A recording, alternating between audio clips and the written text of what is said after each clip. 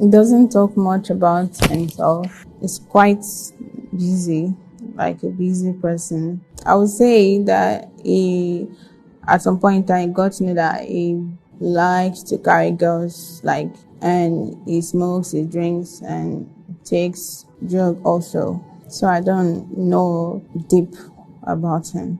His character, he gets angry easily. He has issue with his wife, so but his children is what is target as family man. He wasn't into happy married life or something. He was just more of catering for his kids. I can't remember some of his friends that I met, but like remember their faces kind of really or their names. But I've met two people that I said friend something. I don't have 10 million in my bank account, so I have like 400 or 500 account. Michael gave me his laptop. He had two laptops, so I told him that I wanted laptop, so he gave me one, and that was what I sold to get the money. It was a Mac Pro. I wasn't doing nothing when I was with him anymore. I was getting more from the him than doing the ushering, so there was no need ushering. Ushering can be 15k, 20k. It gives me more than the ushering. The apartment where it was said it was leaking. So then they said I should go. They said it was free and I too was free. So like let's then see. It was Sunday on the 13th.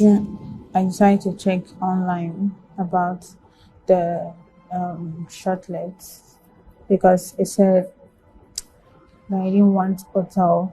There will not be Netflix or like it will not be fun like being in the house or something. So that was when I decided to check for a shortlet. So I sent it to him and he said it was okay. Then he said I should go check the place out. So I checked it and it was okay. Then he made payment. He sent 105. That was for like 4 days. After I paid the money, so after like 1 hour, he came. When he came, then we went to get food. We went out to eat and also get drinks. And we're just indoor watching movie, drinking, smoking. He woke up before me, but I was still feeling sleepy and dizzy because of the smoke, drink, and the drug. So he asked what I need, like what we need. So I was like,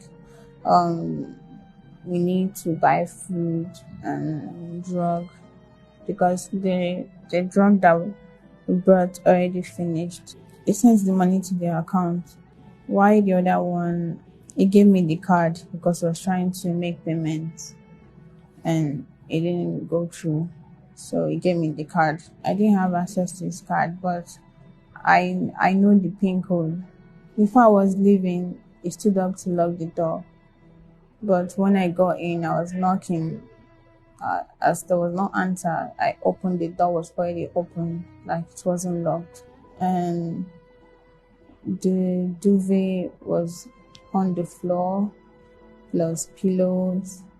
The couch was facing the door, and the bed was stained with blood already, and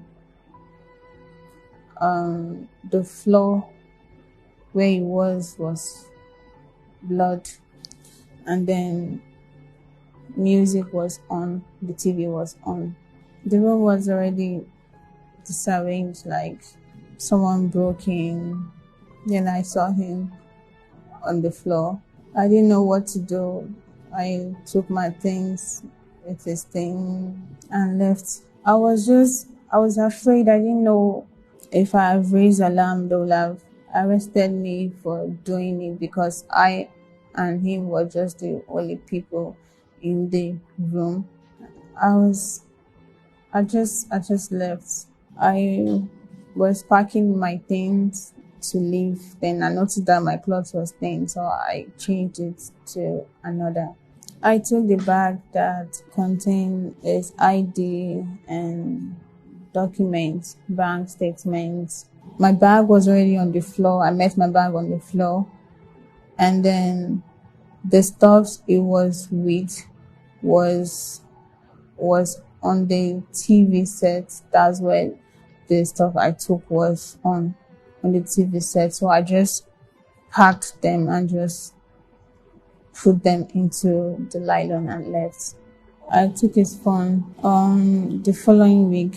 I was home, then I went out to withdraw some money from the ATM that I was with. I withdrew 200.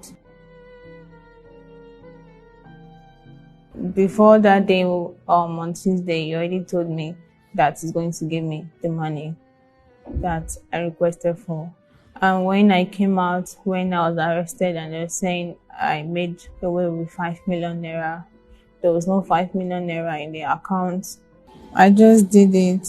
It's not like I had something to do with his death. I never had anything to do with his death.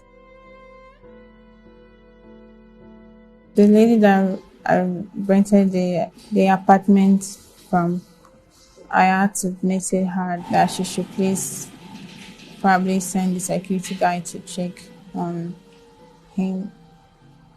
That I haven't heard from him. That's what I said to her. And they came to my house and they arrested me, took me to station. I didn't involve anybody. I don't know who must have come into the apartment. Definitely somebody did that, but I don't know who that person is. I don't know what happened when I left to buy the food. I don't know.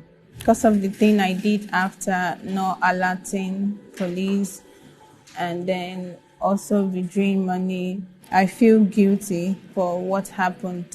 I did not kill him.